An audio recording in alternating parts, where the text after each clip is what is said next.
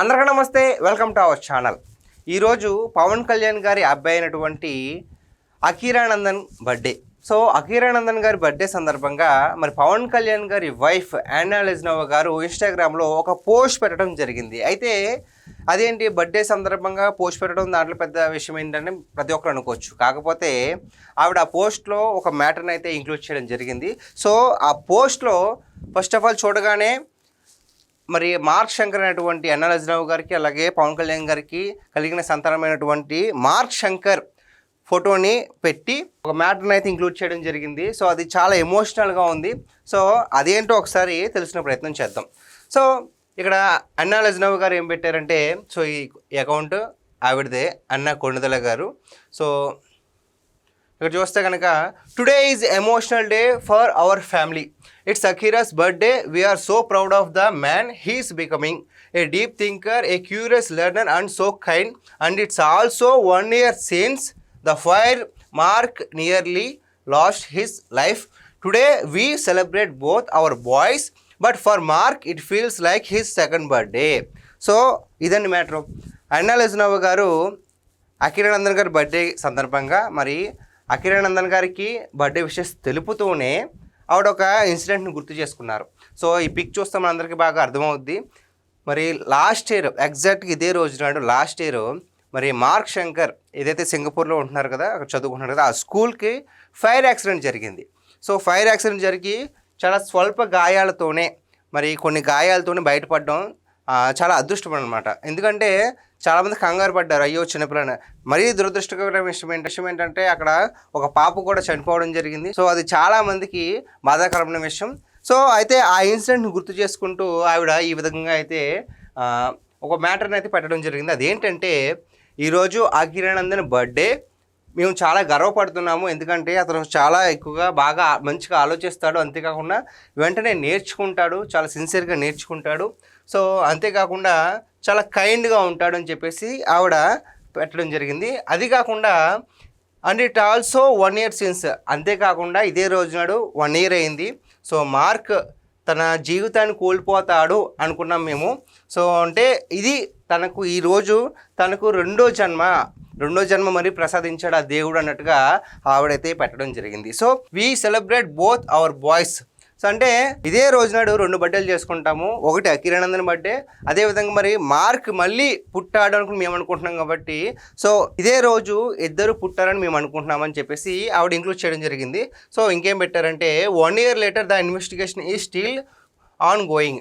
1 year అయినా సరే ఇంకా ఇన్వెస్టిగేషన్ జరుగుతూనే ఉంది. We still don't know who is responsible for the loss of little Freya who was only 10 and for the 18 children who are hospitalised. So ఇక్కడ ఏమంటున్నారంటే 1 year గడిచింది అయినా సరే ఇంకా ఇన్వెస్టిగేషన్ నడుస్తూనే ఉంది, ఎందుకో తెలియదు. We still don't know. So who is responsible for the loss of little Freya, ఎవరైతే మరి ఆ ఫైర్ యాక్సిడెంట్లో చనిపోయిందో ఫ్రియా అనే చిన్న పాప, హూ వాజ్ ఓన్లీ 10 years, అంటే 10 years అయినా ఫ్రియా అనే పాప. So and for the 18 children who are hospitalised, ఎవరు రెస్పాన్సిబుల్ వీటన్నిటికీ కూడా 1 year అయిపోయింది ఏంటి అని చెప్పేసి ఆవిడ ఆవేదనను కూడా ఇందులో వ్యక్తం చేయడం జరిగింది. సో అంతేకాకుండా ఆవిడ ఇంకోటి కూడా ఇంక్లూడ్ చేశారండి. By God grace Mark survived, his lungs were damaged but today he's okay, he's here and that is everything. I still remember sitting by his hospital bed watching him struggle to breathe. No mother should ever go through that. I will always be grateful to the brave construction workers who saved 15 children before firefighters arrived. They are heroes. So ఓవరాల్గా ఇవిడ ఏం చెప్తున్నారంటే మరి last ఇదే రోజు నాడు ఈ విషయం జరిగిన తర్వాత ఏ తల్లికి కూడా ఎటువంటి బాధ రాకూడదని నేను అనుకున్నాను. ఎవరైతే ఆ ఫైర్ యాక్సిడెంట్లో కన్స్ట్రక్షన్ వర్కర్స్ ఉంటారు కదా, వాళ్ళు 15 మందిని కాపాడారో వాళ్ళు నిజంగానే గ్రేట్ అని చెప్పేసి ఆవిడ చెప్పడం జరిగింది. సో బై గాడ్ గ్రేస్ అంటే దేవుడి దయ వల్ల అంతా బాగానే ఉందని చెప్పేసి ఓవరాల్గా చెప్పిందండి. అయితే మీ అందరూ అనుకోవచ్చు ఎందుకు దీని గురించి ఒక వీడియో చేస్తున్నారని. ఒక వీడియో ఎందుకు చేస్తున్నాము అంటే లాస్ట్ ఇయర్ ఇదే రోజు నాడు ఈ సంఘటన జరిగింది. సో తర్వాత మార్క్ శంకర్ మంచిగా కోలుకున్నాడు. ఆ తర్వాత యానా లెజ్నోవా గారు తిరుమలకి వెళ్ళి మరి డిక్లరేషన్ ఇచ్చి తలనీలాలు సమర్పించి ఆ వెంకటేశ్వర స్వామికి మరి మొక్కును తీర్చుకున్నారు. ఆ విషయాన్ని పట్టుకుని కొంతమంది మరి వైసీపీ వాళ్ళు మరి ముఖ్యంగా పేర్ని నాని గారు రీసెంట్గానే మరి 2-3 మంత్స్ బ్యాక్ కూడా అన్నారు. ఏమన్నారు, సనాతన ధర్మాన్ని అడ్డం పెట్టుకుని పవన్ కళ్యాణ్ గారి వైఫ్కి గుండు కొట్టించి మరి బిల్డప్ కొట్టాడు అన్నట్టుగా మాట్లాడారు. అంటే ఎంత ఎమోషనల్ సిచ్యువేషన్ ఇది. ఇప్పుడు ఇంతలా రాశారు. ఇప్పుడు మీకు బాగా అర్థమైంది అనుకుంటున్నాను. ఇప్పుడు మొత్తం అంతా ఎంతలాగా ఎక్స్ప్లెయిన్ చేశారు అంటే, ఒక కొడుక్కి మళ్ళీ పునర్జన్మ లభించింది అంటే తను ఇక్కడ ఉన్నటువంటి మరి పవన్ కళ్యాణ్ గారి వైఫ్గా సనాతన ధర్మాన్ని పాటించే ఒక వ్యక్తి వైఫ్గా ఆవిడ కూడా మరి ఆ వెంకటేశ్వర స్వామిని నమ్మి మొత్తం మీద మొక్కుని తీర్చుకోవడానికి వెళ్తే ఆ విషయాన్ని కూడా రాజకీయంగా మరి చాలా నీచంగా మాట్లాడడం అయితే జరిగింది.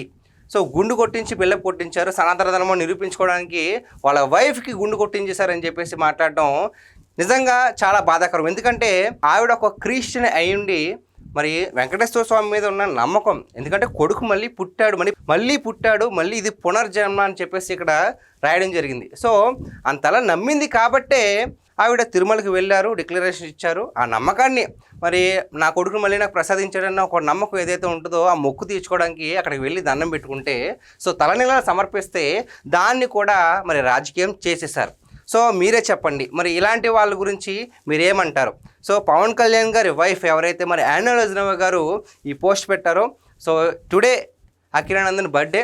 సో అఖిరానందన్ గారికి హ్యాపీ బర్త్డే. అంతేకాకుండా మరి మీరేమంటారు? యానా లజ్నోవా గారు ఆనాడు మరి తలనేల సమర్పిస్తే దాన్ని కూడా రాజకీయం చేసే మరి వైసీపీ వాళ్ళ గురించి మీరేమనుకుంటున్నారు? అంతేకాకుండా ఈ వీడియో పైన ఓవరాల్గా మీ అభిప్రాయం ఏంటో కామెంట్ చేయండి. Thank you.